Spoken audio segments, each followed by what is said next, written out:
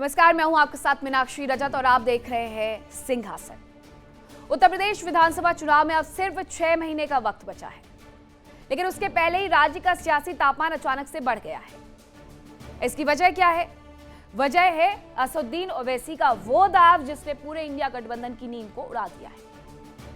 AIMIM chief Asaduddin Owaisi ने उत्तर प्रदेश में इंडी गठबंधन के वोट बैंक में बड़ा डेंट लगाने की पूरी तैयारी कर ली है।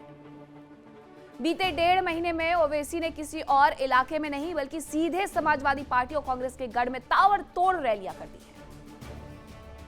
दरअसल बीजेपी को शिकस्त देने के नाम पर ओवैसी ने समाजवादी पार्टी और कांग्रेस की तरफ हाथ बढ़ाया था, लेकिन इंडिया गठबंधन ने ओवैसी के इस प्रस्ताव को एक ही झटके में खारिज कर दिया। अब आपको सुनवाती हूं एआईएमआईएम प्रवक्ता शादाब चौहान ने आखिरकार क्या कहा है, उसके बाद आगे का हिस्सा।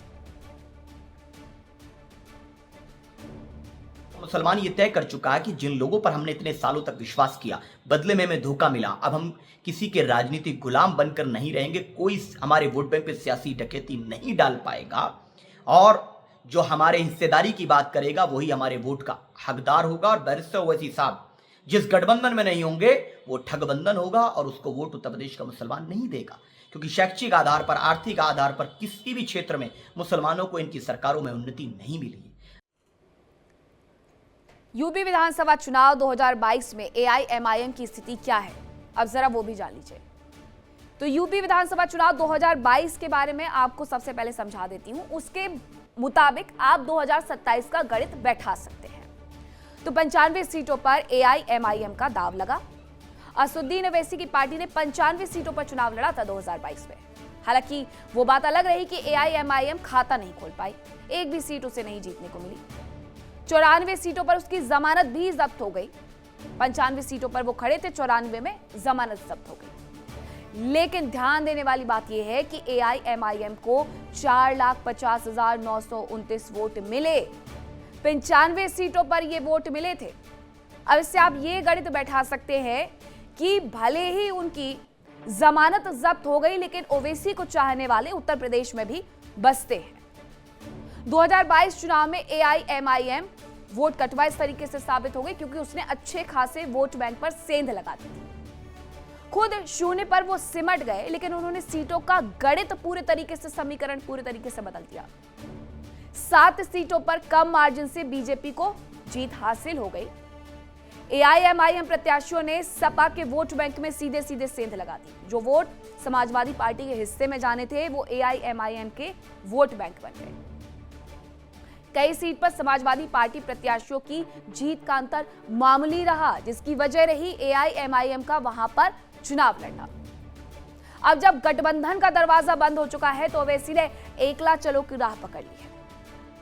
मुस्लिम बहुल इलाकों में ओवैसी की ये सक्रियता, अखिलेश यादव का जो पीडीए वाला फॉर्मूला है और कांग्रेस के मुस्लिम दलित समीकरण है, सीधे खतरे की घंटी है उनके लिए। अब आपको बता दूं कि पिछले 1.5 महीने में कहां पर ओवैसी साहब ने रैलियां की हैं वो जान लीजिए। समाजवादी पार्टी के गढ़ में ही उन्होंने हुंकार भरी है, जिसमें बहराइच एक बड़ी जनसभा उनकी तरफ से की गई। सहारनपुर में भी ये जनसभा हुई। मुरादाबाद समाजवादी पार्टी का मजबूत इलाका है। मुरादाबाद मुस्लिम बहुल इलाका है, वहां पर बड़ी जनसभा एआईएमआईएम की हुई। मटेरा में भी चुनावी दांव तेज किया गया। एआईएमआईएम ने जनसंपर्क अभियान भी अपना तेज कर दिया। ये तमाम वो इलाके हैं जहां समाजवादी पार्टी अच्छी स्थिति में होती है। गठबंधन ठुकराए जाने के बाद ओवैसी ने सीधे पश्चिमी उत्तर प्रदेश के मुस्लिम बहुल इलाकों में अपनी सियासी जमीन को मजबूत करना शुरू कर दिया है। सिर्फ 1.5 महीने के भीतर ओवैसी ने बहराइच, बिजनौर, सहारनपुर, मुरादाबाद में 4 विशाल जनसभाएं कर दी। और ये वही इलाके हैं जिन्हें समाजवादी पार्टी का पारंपरिक मुस्लिम गढ़ माना जाता है, जहां समाजवादी पार्टी के कई मौजूदा मुस्लिम विधायक भी हैं। ओवैसी की रैलियों में जुट रही भीड़ ने समाजवादी पार्टी के माथे पर चिंता की लकीरें जरूर खींच दी हैं। अब असदुद्दीन ओवैसी ने क्या कहा था, जरा वो सुनिए। मजलिस नहीं चाहती कि दोबारा भाजपा की सरकार बने उत्तर प्रदेश में। मैं हाथ मिलाने को तैयार हूं। मैं अलायंस करने को तैयार हूं। आज वक्त है, बात कर लो। बाद में रोना नहीं, चुनाव खत्म होने के बाद। हम नहीं चाहते कि बीजेपी दोबारा सत्ता में आए। तुम कहते ना कि ओवैसी के लड़ने से हमको नुकसान हो जाता। चलो, मैं तुम्हारे साथ मिलकर लड़ने को तैयार हूं। तुम तैयार हो? अब आप जरा समझ लीजिए कि एआईएमआईएम का जो वोट बैंक है वही वोट बैंक तो समाजवादी पार्टी का है, और अगर दोनों अलग लड़ेंगे तो ये वोट सिर्फ और सिर्फ बटेंगे। इससे इन पार्टियों को नुकसान होगा, लेकिन एक पार्टी को अच्छा खासा फायदा होगा। समाजवादी पार्टी को डर है कि ओवैसी अगर अकेले मैदान में उतरते हैं तो मुस्लिम वोटों का बिखराव होना तय है, और यही वजह है कि अब बैक चैनल के माध्यम से समाजवादी पार्टी, कांग्रेस, एआईएमआईएम के प्रभावशाली और कद्दावर स्थानीय मुस्लिम नेताओं को अपने पाले में लाने में जी तोड़ जुट गई है। अरे आप पार्टी से हाथ भी तो मिला सकते हैं। वजह क्या? ओवैसी की रैलियों से जो माहौल बना है उसे बेअसर किया जा सके। एक तरफ ओवैसी का दावा है बीजेपी को हराने के लिए विपक्षी एकता जरूरी है, जो आपने उनके एक भाषण के अंश में सुना। दूसरी तरफ समाजवादी पार्टी कांग्रेस का रुख एआईएमआईएम के साथ गठबंधन से दूरी बनाने का है। अब यह देखना होगा कि चुनाव नजदीक आने पर यह दूरी कायम रहती है या फिर यूपी की सियासत में कोई नया गठबंधन समीकरण देखने को मिलता है। अब दो लड़कों की जोड़ी बदलेगी, एक और पार्टी को अपने साथ इस मुहिम में जोड़ेगी, या फिर यह बिखराव होगा, ये आने वाला कुछ महीनों का वक्त बता देगा।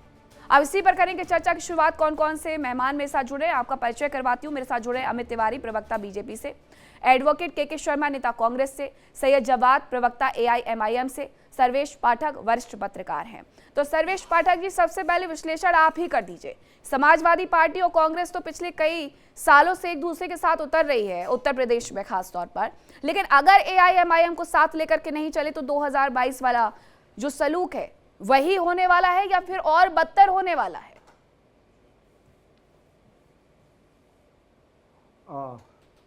मीनाक्षी जी, आपको नमस्कार। आपके सभी दर्शकों को वंदे मातरम, भारत माता की जय। देखिए मीनाक्षी जी, यूपी में चाहे कुछ भी हो, दो भैया की जोड़ी आ जाए, दो लड़कों की जोड़ी आ जाए, बुआ भतीजा आ जाए साथ में, चुनाव का परिणाम एक ही होना है। वो है कि महाराज जी के नेतृत्व में जो यूपी की सरकार चल रही है, मेरा ऐसा मानना है कि उसमें कहीं भी कुछ नहीं है। सीटें ऊपर नीचे हो सकती है, उसमें कोई दौर नहीं है। इससे ज्यादा सीटें, 250 से ज्यादा सीटें बीजेपी ला सकती है, 2-4 10-20 सीटें कम हो सकती है, लेकिन सरकार तो यही रहने वाली है। एआईएमआईएम का क्या है कि अगर ये कांग्रेस समाजवादी पार्टी के साथ आएंगे तो एआईएमआईएम का पलड़ा भारी हो जाएगा, यानी कि उसका ग्राफ ऊपर उठेगा। अभी एआईएमआईएम के साथ क्या होता है कि जो मुस्लिम वोट है, हिंदू वोट तो जा नहीं पाता उस लेवल पे, जो मुस्लिम वोट है वो यूनाइट नहीं हो पाता है, क्योंकि मुसलमानों ने एक चीज ये वो कर रखा है कि जिस राज्य में चुनाव होता है वो पहले देखते हैं कि कौन सी पार्टी बीजेपी को हराने में सक्षम है, वो उसी पार्टी को एक मुश्त वोट देते हैं। थोड़े बहुत जो एआईएमआईएम वोट काट सकता है वो मुस्लिम वोट अपनी ओर काटता है। तो यहाँ पे अगर एआईएमआईएम का गठबंधन होता है तब जाके सभी का विन विन सिचुएशन होगा। अगर एआईएमआईएम का मुझे दूर दूर तक कोई चांस नहीं लगता कि गठबंधन होगा, क्योंकि हमने देखा 2024 का बहुत बड़ा चुनाव था, उसमें तो नहीं हुआ। उसके बाद बाकी के राज्य, बिहार में देख लीजिए। हाँ, बिहार में स्थिति थोड़ी अलग बन गई थी जिस वजह से गठबंधन वहां पर टूट जाता है। लेकिन जरा ये बताइएगा सैयद जवाद कि समाजवादी पार्टी और कांग्रेस को एआईएमआईएम से क्या दिक्कत है? अगर आप मिलेंगे तो समाजवादी पार्टी और कांग्रेस दोनों मजबूत होगी, और अगर आप अलग रहेंगे तो दोनों पार्टी कमजोर पड़ जाएगी। ये बहुत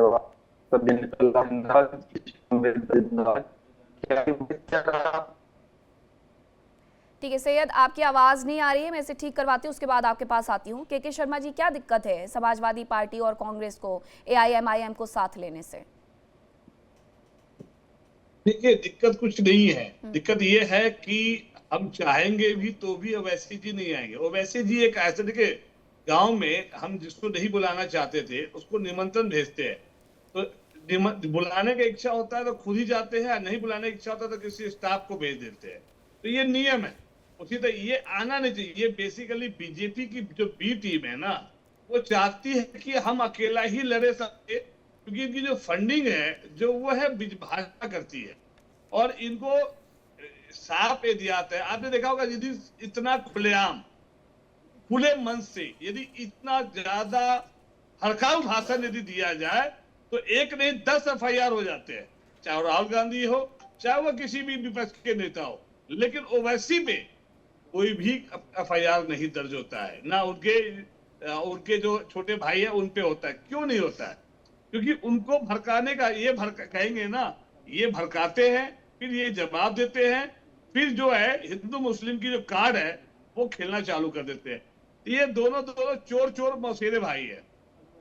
भली AIMIM का ऐसा लगता है कि वो हमारे विचारों से मिला जुला उनका विचार है, लेकिन उनका जो मेन मकसद है हमारी वोटों में कैसे सेंध लगाया जाए और इसका फायदा भाजपा को कैसे पहुंचाया जाए। तो इसमें क्या बोल सकते हैं? अरे जब आप सब कुछ समझ रहे हैं, राजनीति में आप एक लंबे समय से है, एक नेता मंच से चिल्ला करके ये कह रहे हैं कि भाजपा ना जीते, हम ये चाहते हैं।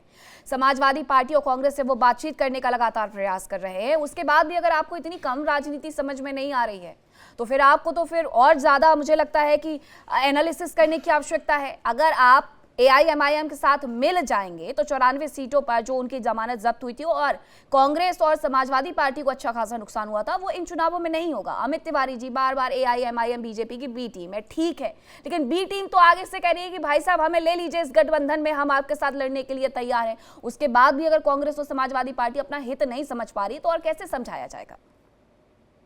मीनाक्षी जी, जम्मू कश्मीर में क्या हुआ था? आती हूँ इसके बाद मीनाक्षी देखिए, चाहे वो AIMIM ये कांग्रेस पार्टी हो या समाजवादी पार्टी हो, इन सभी में होड़ केवल एक ही चीज की लगी हुई है कि कौन मुस्लिम समुदाय को अपनी तरफ ज्यादा से ज्यादा खींच सकता है। अगर आप चुनाव का पैटर्न देखें तो 2014 के बाद चाहे जितने भी लोकसभा चुनाव हुए हों या जितने भी विधानसभा चुनाव हुए हों, हमें सभी धर्म, पंथ और जातियों का सहयोग मिला है, क्योंकि बिना उसके सहयोग के आपका ये जो आंकड़ा होता है, जैसे हमने 2017 में 312 पाया, 2022 में 255 पाया, तो बिना सभी के सहयोग के वो आंकड़ा पाना बहुत ही मुश्किल होता है, पहली बात। तो हमारे पास सभी धर्म, पंथ, जातियों के लोग हमें वोट देते हैं और हम सबके लिए काम करते हैं। क्योंकि आप देखिए, चाहे विकास के कार्यक्रम हो, चाहे आवास के जो दिया गया हो, किसी में भी ना हम जाति देखते हैं, ना पंथ देखते हैं, ना धर्म देखते हैं, और सभी को समान रूप से करते हैं। यहाँ पर जब होड़ लगती है मुसलमान वोट की, तो आप इनको एक एक को देखिए ना, प्रलोभन करने की बात होती है। आप चले जाइए उत्तर प्रदेश में, वहां पे ओवैसी जाते हैं, बोलते हैं कि हमें साथ में ले लो, गठबंधन साथ में करते हैं, साथ में चुनाव लड़ते हैं, लेकिन वो बिदक जाते हैं। अभी अखिलेश यादव देखिए, वो पीडीए का फॉर्मूला ही तय नहीं कर पा रहे हैं कि पीडीए है क्या। कभी पीडीए में पीडी फॉर पंडित कह देते हैं। हम लोग तो अब तक जानते थे, क्योंकि पंडित जवाहरलाल नेहरू लिखा करते थे, तो पंडित का शॉर्ट फॉर्म जो होता था वो पीटी होता था, लेकिन कल के बाद से वो पंडित का शॉर्ट फॉर्म उन्होंने पीडी कर दिया है।